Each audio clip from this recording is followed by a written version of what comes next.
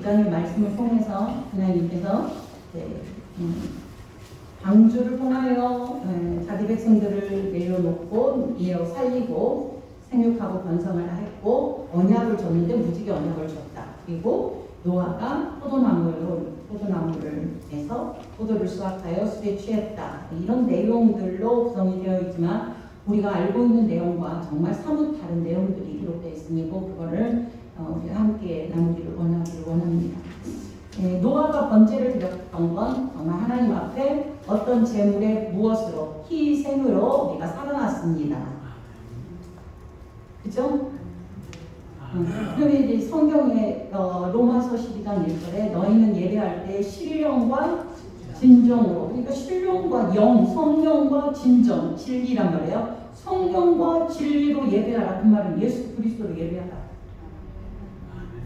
예수 그리스도로 예배하라. 신령과 진정, 신령은 예수 그리스도의 영, 신령, 성령과 진정, 진리 대신 예수 그리스도를 고백하는 거예요. 그러면 내 안에서 계속 예수 그리스도의 희생의 십자가가 드러나는 게 예배다. 다른 말로 말하면 나는 주님의 십자가로 구원받아 살아가는 자입니다. 이게 고백되어야 돼. 진짜 예배다 말이죠. 이 고백이 없이는 안 되는 거예요. 그러니까 모든 예배에 오늘 말씀드렸다시피 주일날 왜 나무하러 가면 안 되고 일하러 가면 안 되냐. 나의 주인이 주님이시고 나는 주님의 은혜로 살아갑니다를 고백하는 게 오늘 예배다.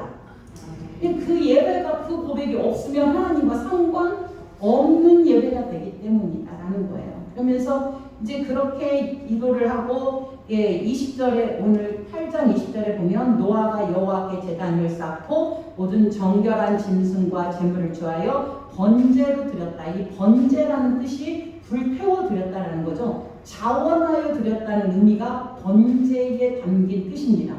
모든 제물에는 자원하여 드리는 게 꼭 포함이 됩니다. 그래서 예수님이 십자가에 달리는 것을 무엇하셨다? 자원하셨다. 하기 싫은 걸 억지로 하나님이 하라 하는 게 아니라 자원하여서 십자가에 지셨다라는 거예요. 그래서 하나님께서 이렇게, 그러니까 내가 이 노아의 제사를 통하여 예수 그리스도를 통하여 자기 백성들이 구원 얻는 것을 이미 보여주고 계셨다라는 걸 우리는 볼 수 있습니다. 그래서 예수 그리스도가 창세 전에 자원하셔서 제물로 돌아가실 것을 예표로 보여주는 것이 바로 창세기 8장 20절의 말씀입니다. 그리고 9장 오늘 들어가서 하나님이 노아와 아들들에게 복 주시며, 사실 노아와 그 아들들은 구원받은 자들이죠. 하나님 안에서 구원받은 자들에게 복을 주시며 그들에게 이르시되 생육하고 번성하여 땅에 충만하라. 무엇을 지금 이거 우리가 계속 아담과 하와의 생육하고 번성하고 충만하라 했죠. 지금 이 이야기는 무엇이냐? 생육하고 번성하는 게 숫자가 많아지고 사업이 번창하고 그런 얘기가 아니고 진리로 충만한 걸 얘기합니다. 진리로. 지금 9장 1절에 말하고 7절에 말하고 있어요. 1절과 7절을 딱 이렇게 하나님께서 너희들은 생육하고 번성하고 충만하라 라고 얘기하고 있죠. 이걸 용어로 히브리어 헬라어를 사용하는 용어로 인클루디오라고 얘기해요. 인클루지오. 앞에 이야기, 주제 이야기, 제일 마지막에 주제 이야기를 딱 쓰고 그 안에 있는 것은 설명하는 내용으로 이거를 인클루지오라고 합니다. 문학상하는 표현을 제가 말씀드리고 있어요. 그러니까 2절, 3절, 4절, 5절, 6절은 1절과 7절을 설명하는 내용이에요. 그러니까 충만해라 라고 얘기를 해요. 그러면서 말해요. 땅의 모든 새와 땅의 기든 모든 것 이거를 너희 손에 붙여놨다. 그러니까 니들이 다스리는 자가 되었다라고 이야기를 합니다. 그러면서 우리가 오해하는 3절이 있습니다. 읽어보겠습니다. 시작. 모든 산 동물은 너희 먹을 것이 될지라 채소같이 내가 이것을 다 너희에게 주노라. 그래서 우리가 이제 알고 있는 거는 노아 홍수 다음에 육식을 허용했다. 그래서 육식을 허용해서 수명이 120살로 줄어들었다. 이렇게 오해하는데 아니다. 오늘 말씀은 아니다. 그 얘기를 하는 게 아니다. 그러면 하나님께서 지금 육식을 허용한 거냐? 아니면 또 다른 어떤 의미가 있나? 어떨 것 같아요? 지금 육식을 허용한 걸까요? 아니면 또 다른 의미가 있을까요? 또 다른 의미가 있으니까 이렇게 설교를 하겠죠. 또 다른 의미가 있어요. 육식을 허용하는 이야기가 아니라 흑복을 이야기하는 거예요. 원래 이 좋은 동물이잖아요. 고기, 산 동물 있죠. 고기. 그거는 무엇을 뜻하냐 하면은 좋은 소식을 가져오다라는 뜻이에요. 고기 자체에 뜻이 있는데 좋은 소식을 가져오다라는 뜻이란 말이에요. 그러니까 복음을 얘기해요. 좋은 소식이 뭐예요? 가스펠 복음이에요. 가스펠이 복음이거든요. 그래서 제가 가스펠 피아노를 했던 거예요. 복음을 향한 피아노예요. 그냥 복음을 위한. 그래서 그 좋은 소식을 가져다 주는, 그러니까 생명되는 복이다 그 말이에요. 생명되는 복이 뭐예요? 하나님의 말씀, 복음 먹어라 이 말이에요.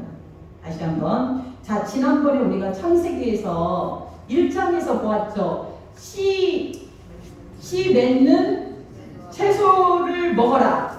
그 씨가 뭐라고 그랬어요? 제라가 뭐예요? 예수 그리스도의 씨. 그게 누구의 밥이 되는 거예요?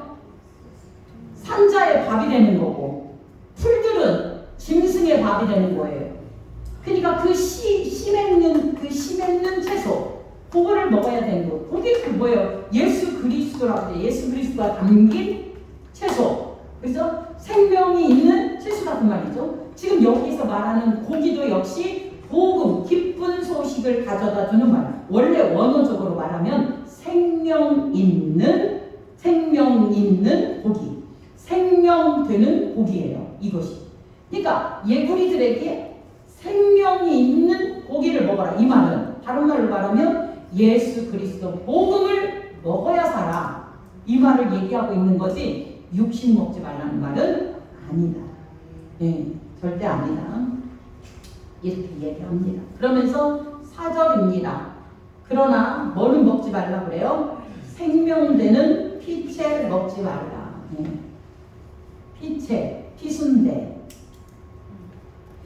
피순대 말고 뭐지? 무슨 탕 뭐지? 선지국 또 순대국밥 이거 먹지 말라고 했어요. 아닌 것 같아요. 그거는 아닌 것 같아. 그거는 아닌 것 같아요. 얼마나 좋아하는데 선지국 좋아하는데 그거 먹지 말라는 게 아니에요. 피 그러면 무엇이 생각나죠? 그렇게 멀리 가지도 않고 그냥 가까이 그냥 피 하면 피를 흘렸다 그러면 생명이 죽었다. 죽음을 얘기하죠. 죽음. 그러니까 그 피에 대해서 피는 죽음의 증거다 그 말이죠. 피는 죽음의 증거예요. 그래서 하나님이 주시는 이 복음은 먹되 생명이 없는 죽음으로 먹으면 안 된다라는 거예요. 생명이 없는 죽음. 피채 먹지 말라는 거. 피가 다 흘렸으니까 뭐가 없어요. 생명이 없다. 그러니까 생명 없는. 그러니까 우리가 말씀을 들어도 예수 그리스도의 복음에 생명이 없는 말은 들으면 안 돼. 백날 먹어도 예수 그리스도 생명 있는 복음의 양식을 먹어야 그것이 내 영혼을 살립니다. 그런데 그거를 먹지 않으면 나는 죽어요. 계속 죽어요. 아멘이에요. 그러니까 이런 말씀을 그냥 들으면서 그래 고기는 먹으라고 했는데 피는 먹지 말라 했다. 지금도 피 안 먹는 분 봤어요. 진짜로. 여러분 주위에는 없지만 제 주위에는 엄청 많아요. 문자적으로 성경을 절대 해석해서는 안 된다. 그러니까 피채 먹지 말라라는 말은 죽음으로 말씀을 받아들이면 안 된다. 죽은 복음, 그러니까 복음이 아닌 것을 먹으면 안 된다라는 거예요. 예. 그러면서 말합니다. 내가 반드시 너의 피, 곧 너의 생명의 피를 찾으리니 짐승이면 그 짐승에게서 사람이나 사람의 형제면 그에게서 그의 생명을 찾으라. 아까 말했어요. 피를 흘렸다. 이 말은 죽었다. 복음이 이제 없는 상황이에요. 지금 생명이 없는 상황에서 그거 먹으면 안 된다라는 거예요. 그러니까 하나님의 복음의 말씀은 살아있는 하나님의 복음의 말씀이에요. 죽어있는 하나님의 말씀이에요. 살아있는 하나님의 말씀. 이걸로 받아야 돼요. 살아있는 하나님의 말씀으로 받아야 된다는 걸 우리에게 이야기하는 거예요. 그러면서 말하고 있습니다. 7절 너희는 생육하고 번성하라. 그 말은 아까 말했죠. 네. 설명하기 위한 하나님의 말씀이죠. 네, 생육하고 번성하는 진리로만 오직 하나님의 복음으로 번성하는 걸 원하죠. 하나님께서는 성경에 보면 복음으로 번성하지 않은 경우가 꽤 많이 있어요. 어떤 경우냐? 아브라함의 조카 롯이 엄청난 많은 재산을 갖고 축복을 받았죠. 또 가인도 축복을 엄청 많이 받아서 나중에 갖다 뭐를 세워요? 바벨이라는 탑을 세우고 성을 세우는 걸 우리는 볼 수 있어요. 그러니까 예수를 믿지 않는다고 해서 가난하게 사냐? 절대 그렇지 않아요. 예수를 믿어도 가난하게 살기도 하고 예수를 안 믿어도 부자가 살기도 하더라고요. 인정 안 하세요? 그게 하나님의 계획이라니까. 열심히 노력해도 그게 안 될 때가 많이 있어요. 그런데 하나님은 우리에게 무엇을 먼저 채워주시냐면 하나님의 양식을 먼저 채워줘요. 복음을 채워주고 복음이 채워지면 그 다음에 영역을 넘게 해주세요.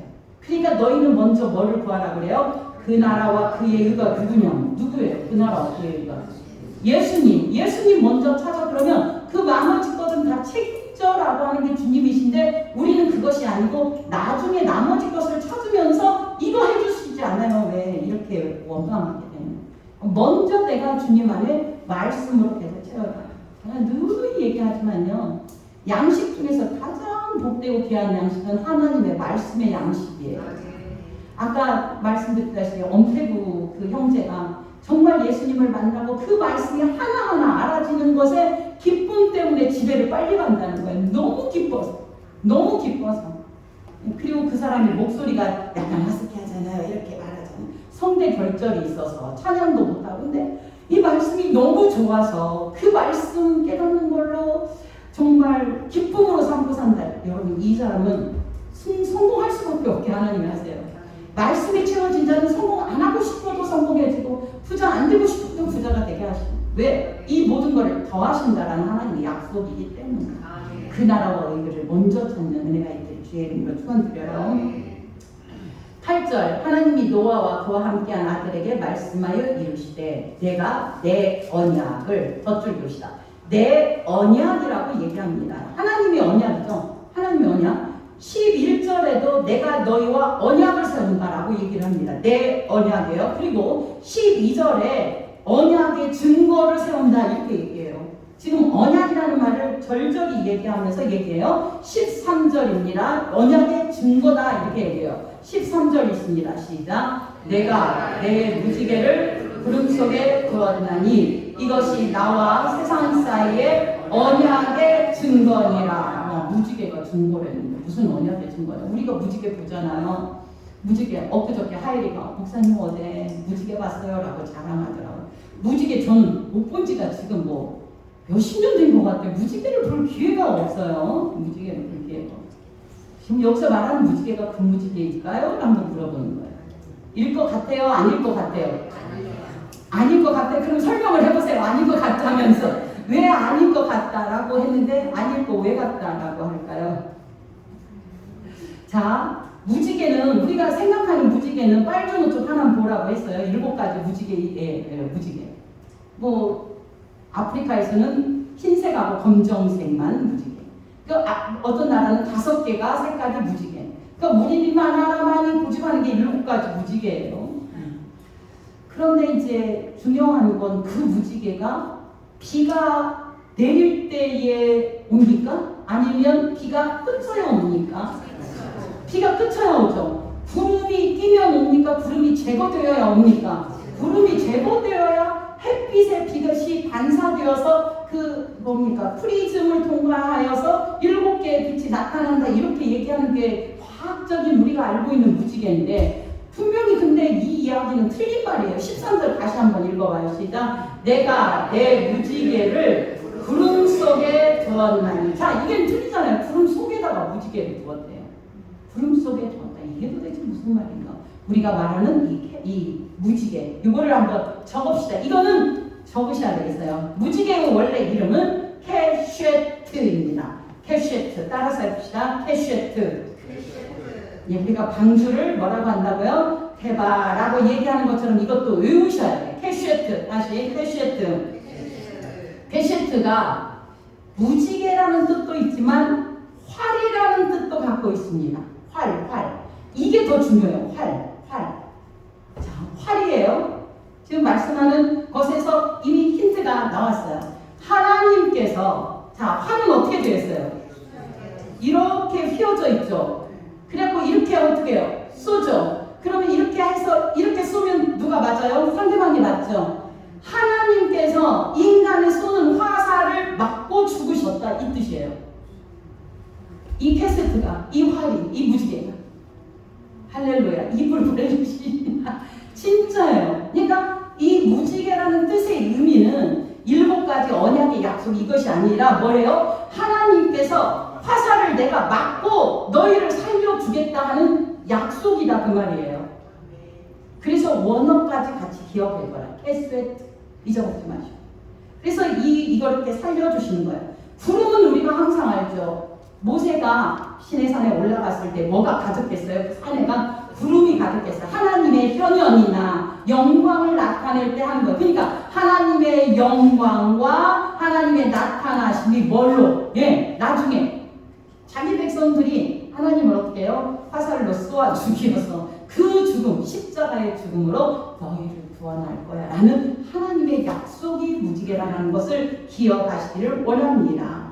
그래서 계시록 4장 2절 3절 읽겠습니다. 찾겠습니다. 계시록 4장 2절 3절 같이 있습니다. 계시록 4장 2절 3절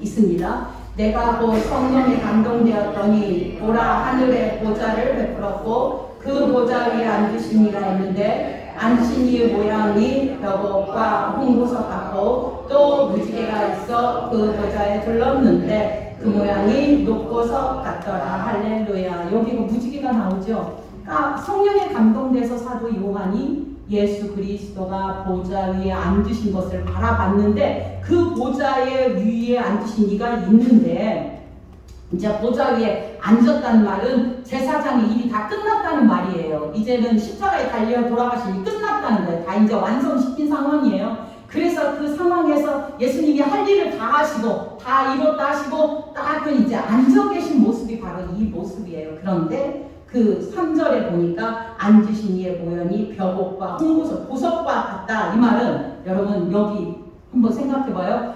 보석은 누구라고 제가 설명한 적이 있는데 성도, 하나님의 백성. 그러니까 예수 그리스도와 성도가 하나 된 모습을 지금 설명하고 있어요.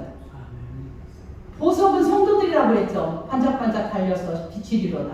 그러니까 그 얘기하고 있어요. 그런데 보석 갖고 또 근데 거기에 뭐가 있다고요? 무지개가 있어서 보좌에 둘렸다. 이 말은 바로 누가 그 일을 이루셨다는 말이에요. 예수 그리스도가 뭐를 맞으시고 화를 맞으시고 십자가, 그게 이제 십자가에 달려 죽으심이죠. 그리고 자기 백성을 살려내셨다. 할렐루야.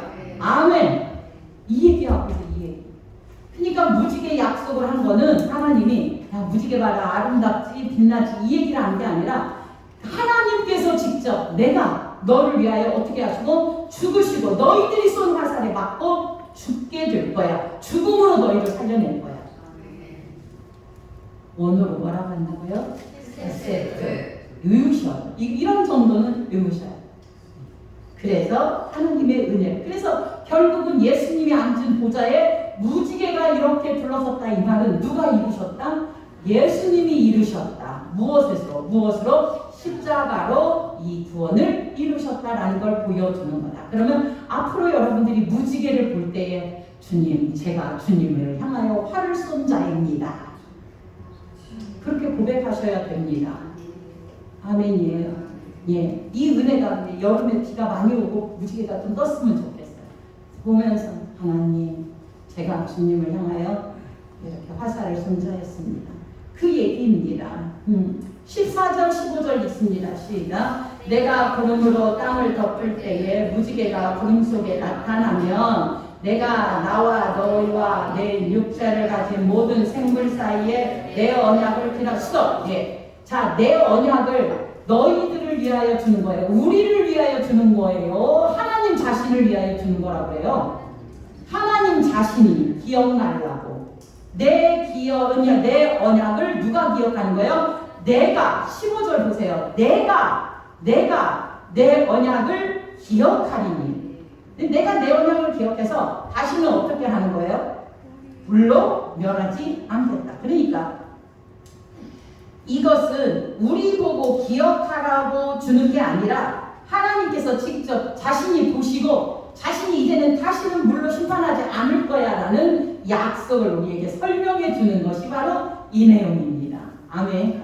무지개 우리를 위하여 내가 반드시 너희들 안 죽일 거야. 다시는 물로 안 멸망할 거야 라는 약속이기도 하지만 그보다 더 중요한 건 내가 잊지 않을 거야. 내가 반드시 하나님이 기억하시겠다는데요. 그 일을 얘기하는 거예요. 16절이 있습니다. 무지개가 구름 사이에 있으리니 내가 보고 나 하나님과 모든 육체를 가진 땅의 모든 생물 사이에 영원한 언약을 기억하리라. 언약의 성취예요. 그러니까 예수 그리스도가 십자가에 달리심이 영원한 성취죠. 하나님 자신을 향한 화를 보여주시면서 니들이 나를 이렇게 쏠 거야. 내가 죽고 너희를 살려낼 거야. 이야기하고 있다니까요. 우리는 하나님 앞에 화를 겨누는 자라는 걸 우리는 또한 알게 되는 거예요. 이제 기억하시겠죠? 무지개는 하나님의 언약이고 하나님이 자기 백성들에게 화살로 맞으시고 죽음으로써 내가 너희를 살려내겠다고 하는 하나님의 언약이다. 이해되셨으면 아멘입니다. 아멘. 18절부터는 노아의 그야말로 술 취한 사건에 대하여 이야기하고 있습니다. 18절 방주에서 나온 노아의 아들들은 셈과 함과 예벳이며 함은 가나안의 아버지다. 이 말을 이야기하는 이유는 방주에서 나온 자들이 많았어요. 셈과 함과 야벳인데 함의 가나안의 막 자손들이라 여기 가나안의 아버지다. 함이 그러니까 함의 자손이 아들이 가나안인데 가나안에 가득 찼다라는 거예요. 이만큼 사람들이 엄청나게 많이 번성했다라는 걸 말해요. 19절 노아의 이 세 아들로부터 사람들이 온 땅에 퍼지니라. 이 퍼지니라 뜻이 흩뿌리다라는 뜻이 있어요. 완전 씨 뿌리듯이 흩뿌려 온 세상에 가득 차게 되었더라 라고 이야기합니다. 그런데 문제는 20절이에요. 20절 있습니다. 노아가 농사를 시작하여 포도원을 물을 심었더니 포도주를 마시고 취하여 그 장막에서 걸거 벗은지라. 여기는 덧줄을 두 번 놓으시고 오해하는 부분이기 때문에 우리가 보통 이해하기는 노아가 술을 많이 먹고 술 취해갖고 옷까지 벗고 취해서 그 장막 안에 들어갔더니 셈과 야벳은 겉옷을 가지고 뒷걸음질 가서 아버지를 덮어줬고 함은 덮어주지 아니하고 그 일을 고했다. 그래서 함이 저주를 받아서 지금 흑인 아프리카 이런데 고통당하고 있다. 이런 식으로 우리가 이해하고 있는 부분이 정말 많이 있습니다. 이 부분이 원어를 보면서 하나님의 말씀을 준비하면 이것이 아니라는 걸 알게 되죠. 우리 성도들은 이미 제가 말씀을 드렸기 때문에 알고 계시죠. 그러나 한 번 더 기억하는 의미로 말씀하도록 하겠습니다. 노아가 농사를 시작했다. 이 말은 농사를 시작하였다. 이 말을 포도원을 심었다. 포도나무를 심었다. 이 말이 원래 언어에 보면 포도원을 만들었다. 이 말입니다. 적으십시오. 포도원을 만들었다. 이 말이에요. 그러니까 포도원을 만들었다라는 말은 하나님이 포도원의 주인이심을 믿으며 포도원이라는 성전을 세움을 예표하는 거예요. 그러니까 노아가 지금 포도원을 만드는 건 하나님이 이 안에 계시고 하나님이 나를 통치하고 계심을 보여주는 포도원을 세운 거예요. 이해하기가 좀 어렵죠. 그래서 하나님께서 그 포도원을 세우니까 그 포도원에서 포도주를 마시고 취했다. 이 말은 포도원에서 나온 포도주. 어떤 사람은 노아가 마신 게 포도즙이었어. 포도주라고 그랬어요. 근데 성경에 나오는 포도즙과 포도주는 똑같은 겁니다. 의미 없어요. 다른 의미 나누는 게 없어요. 그러니까 지금 포도원을 세웠다라는 말이 아까 성전 전을 세웠다라는 의미가 똑같아요. 하나님이 주인 되심을 드러내는 놀라운 은혜, 하나님이 나의 모든 것이 되심을 고백하는 이 포도원을 세우고 거기에서 나오는 무엇을 먹었다? 포도주를 먹었다. 그러니까 하나님으로부터 나오는 즐거움과 기쁨을 완전히 누리고 있는 모습이 노아가 벌거벗고 누웠더라.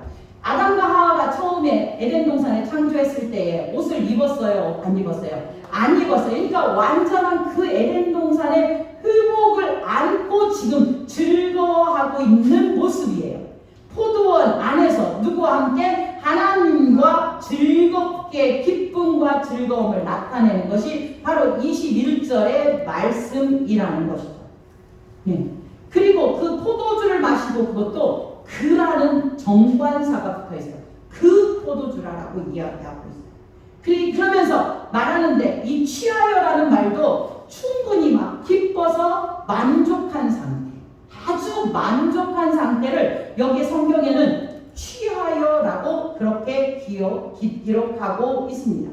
그래서 이 노아가 벌거벗은 것은 성막의 모든 비밀들이 다 풀어지고 하나님께서 우리를 위하여 십자가에 달려 돌아가심으로 우리의 죄를 사해 주심으로 우리가 살고 있군요. 그것을 깨달은 그 모든 덮개, 성막의 덮개가 벗겨지다 이 뜻이 벌거벗었다라는 뜻이에요. 그러면 노아가 알지 못했던 그러한 하나님의 비밀들이 다 벗겨지니까 너무 깊은 거예요. 그거를 취하였다라고 표현하고 있는 거예요. 그래서 노아가 추태를 굴렸다라는 말이 아니라 성막 안에서 노아가 정말로 하늘의 기쁨, 그 생명의 은혜를 만족스럽게 느끼고 누리고 있다라는 것을 표현하는 말씀입니다. 이 말씀이 이해되기가 조금 어려울 수 있어요. 왜냐하면 내가 가진 상식과 내가 가진 경험과 이거를 가지고 있으면 조금 이해되기 어려우나 다시 한번 얘기하자면 노아가 포도나무를 심었다 이 말이 아니라 노아가 포도원을 세웠다. 그 포도원은 성막을 예표하는 거예요. 성막을 의미하는 단어예요. 성막을 세우고 그 성막에서 마치 노아가 이제는 뭐가 됐냐면 제사장처럼 된 거예요. 거기서 막 주님과 마음껏 교제하고 그 덮였던 그러한 비밀들이 막 알아진 거예요. 누가? 하나님이 우리 대신에 뭐를 받으시고 화를 맞으시고 죽으심으로 우리를 구원하신다는 놀라운 은혜의 뜻을 알고 나서 그와 함께 온전히 취해서 기쁨과 즐거움과 만족을 누리고 있었다. 그게 바로 이 지금 술 취했다라는 내용으로 기록되고 있어요. 가나안의 아버지 함이 그 아버지의 하체를 보고 밖으로 나가 두 형제를 알렸다. 그냥 하체를 보았다. 이 본 게 아니라 보고라는 이 보고가 하나님의 전과 하나님의 성소를 더럽혔다는 의미의 보고예요. 그러니까 하나님의 전, 하나님의 성소를 더럽혔다. 하나님을 모독했다는 말이야. 그냥 아버지 노아가 저렇게 벌거벗었네 이걸 본 게 아니고 성소, 성막 이거를 모독했다 이 말이에요. 그러니까 하나님의 뜻을 모독했다는 거예요. 하나님의 뜻을 알지도 못하고 하나님의 뜻을 모독하고. 그렇잖아요. 우리가 저 사람의 뜻을 다 모르면 내 마음대로 해석하고 내 마음대로 말하잖아요. 그거 아니다 말이죠. 하나님에 대하여 그냥 자기가 자기식으로 얘기했던 그 자기식으로 하나님을 모독했던 함의 모습을 보시기를 원합니다.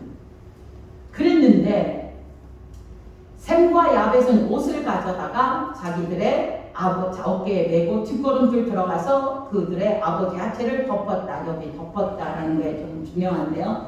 여러분 아버지의 하체를 안 보고 덮을 수는 없잖아요. 뒷걸음 치더라도 흘뜨길뜨 쳐다봐야 가서 무너뜨리지 않지 사실은. 그러니까 그 보고의 의미가 눈으로 보았다 이런 정도의 얘기가 아니다라는 말이에요. 그냥 보았다는 말은 그 함이 보았다는 거는 그것을 모독했다. 성전을 모독했다. 여호와의 이름을 모독했다는 의미의 보고 지금 이 사람이 갔다는 건 그 은혜를 어떻게 했다?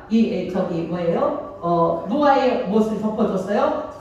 네, 그 옷을 갖다가 덮어줌으로 언약이 주어지는. 그러니까 나도 우리가 하나님의 은혜로 덮어짐으로 살아갔음을 고백하는 것이 셈과 야벳의 고백이라는 거죠.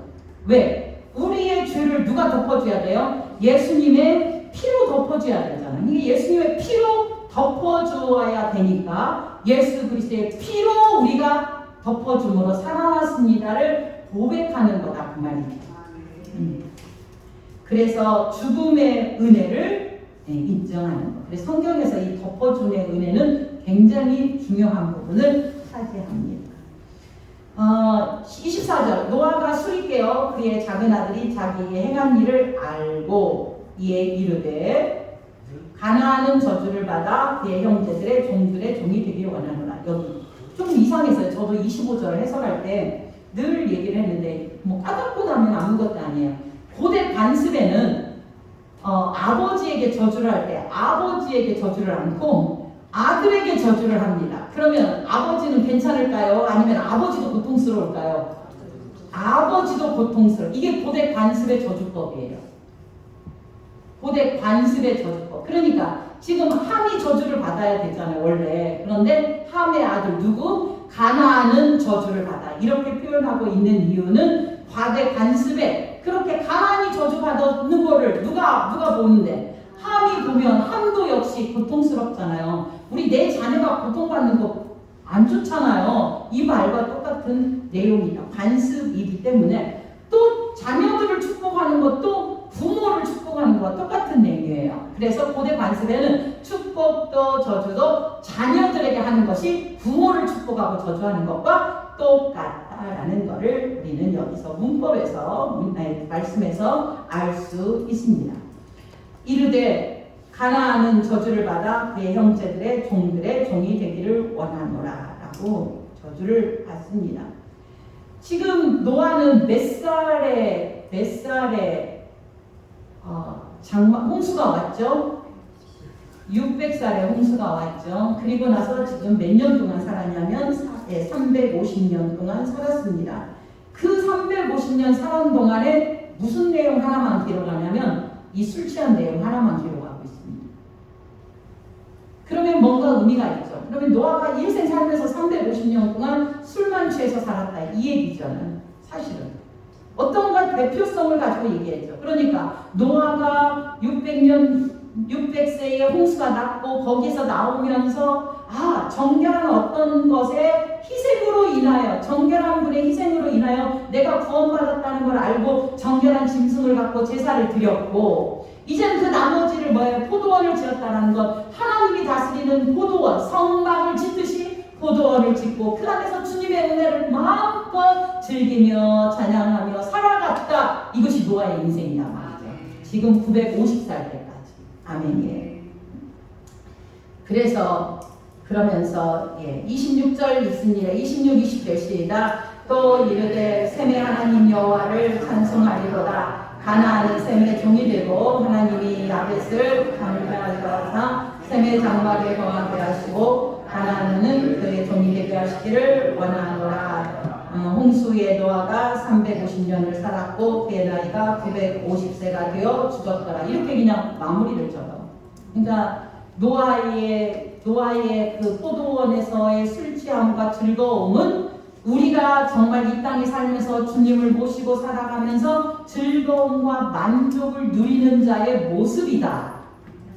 결코 술 취해서 막 헛소리하고 이것이 아니다라는 말씀을 오늘 드리고 있습니다. 그래서 하나님 27절에 보면 하나님이 야벳을 상달케 하사 셈의 장막에 거하신다. 이 말은 하나님께서 셈의 장막에 거하신다.